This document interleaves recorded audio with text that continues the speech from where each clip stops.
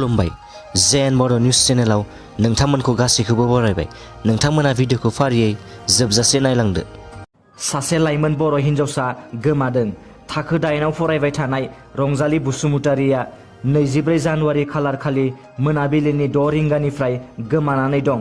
फोरमायनाय बायदिब्ला ढेकियाजुलि हालामनि सिङाव थानाय बातासिपुरनि मानिकपुर गामिनि थागिबि दिपेन बसुमतारी आरो फुलमती बसुमतारीनि फिसाजो रंजाली बसुमतारीया।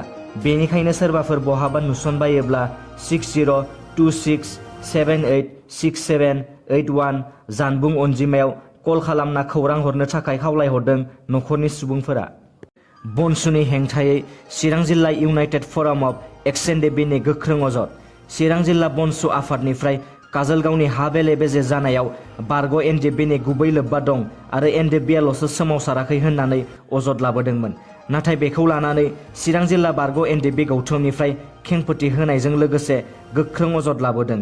बेबायदिनो बनसुनि बुंनाया नंखाय आरो चिरां जिल्ला बारग' NDFB गौथुमनिफ्राय हारि बेले बेजेयाव जेबो लोब्बा गैया आरो मिथिया होननानै फोरमायदों बारग' NDFB दैदेनगिरि बिथांमोना। बेजों लोगोसे जों माब्लाबाबो NDFBल'सो सोमावसारदों होनना बुंना लायाखै, बयबो रायजो राजाफोरानो सोमावसारदों आरो बाहागो लादों होननानै खेंफोरथि होबावो आरो बेफोरबायदि जानला मेनला बाथ्रा बुंनायनि थाखाय बनसुआ खेमा बिनांगौ होननानै खावलायहरबावदों चिरां जिल्ला बारग' NDFB गौथुमनिफ्राय। बर' सावथुन नायनो मोजां मोनग्रा रायजो राजाफोरनिसिम मोनसे गोजोनथाव खौरां। पंकज लाहारीजों बिथोन होजानाय दाखा जोमै आबुं बर' सावथुनखौ निउब एपआव नुनो मोनसिगोन।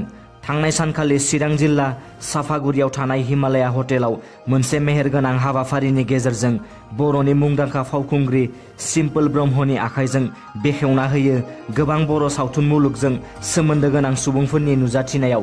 दाखा जोमै सावथुनखौ आबुङै नायनो थाखाय निउब एपखौ नोंथाङा प्ले स्ट'रनिफ्राय डाउनलड खालामनो हागोन। सनितपुर पुलिसआ सिग्रोमनायाव गंथाम सिलाइजों लोगोसे मोन 12 गोथां गुलिफोर बोखांनो हादों।